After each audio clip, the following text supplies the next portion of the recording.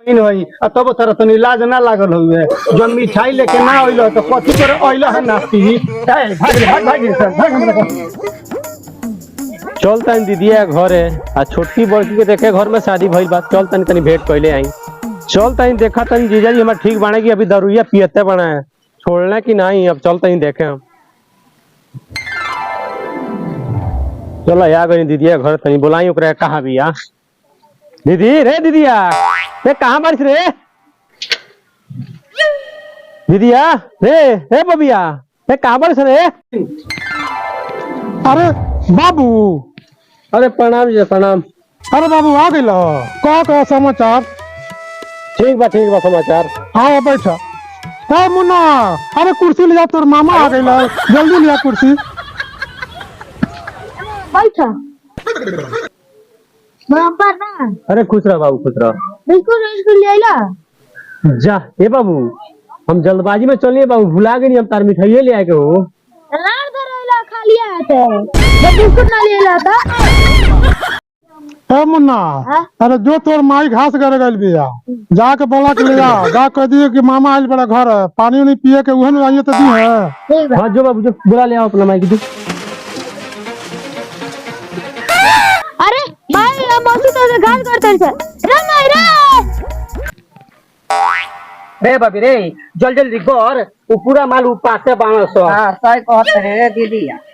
ठीक बा गोर जल्दी गोर त परेशान ने कइले रहत तरसन खाते सौतीन औरी एकदम एथी भय रहत रे ना जाने केने केने घूमत रहत रे खाली मेला बाजार लगावत रे आ का है ये मुंह तो लौरी हेने कर ले गोर से सोच धस के आई से मुठलाली लगा के बाप रे हमनी के बूढ़ा गन जाते ते जवान बाड़ी जवान में आग लगावत रे। काहे रे दीदी काहे कहत रे। अरे बाप रे बाप कही ना रे तुर सूरतिया ऐसन बा हमरा कहे के पड़ी नु। गोर लेट भइल रे माई रे का रे बाबू। मामा ने द्वार पाइल बा तोर बुला तेरे चल। अरे बबिया रे चल रे देखना अपन भैया आ गइले अपन पेक दोल हस ना तो चलबे तबे न देबे पानी। अच्छा चल उठा रे चल बाबू चल घर चल पानी नहीं पिए के दिया ना जाने हित ठंडा में का करे चल आओ लो अब भैया तो हमरा ढेर दिन के बाद आइल बा। बाबू जी माई आ गए।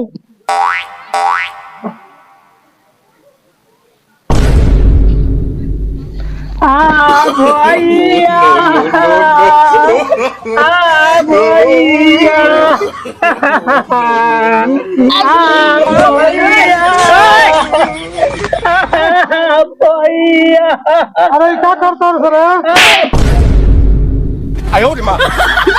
बताओ भैया का हाल चाल बा माई के। अरे माई बाबूजी ठीक बा आ ना छोड़ तो हमारे में फाड़ दे लोग मिलके तुम जना मिलके।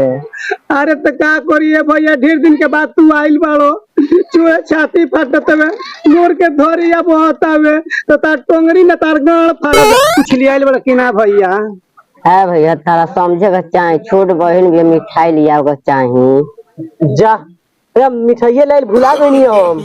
का हो भैया का कहता रो मिठाई न खली आई ना बाप रे बाप तारा मालूम बाटे नाची तारा मालूम बाटे कि कितने दिन के बाद आइल तो 6 महीना के बाद आइल बड़ा आ तब तू हेता बड़ा मिठाई न खली आइल है छोट बहिन है हम बड़ बहिन है आ तब तारा तनी लाज ना लागल हुए जब मिठाई लेके ना अइलो तो कथी कर अइलो है नाची भाग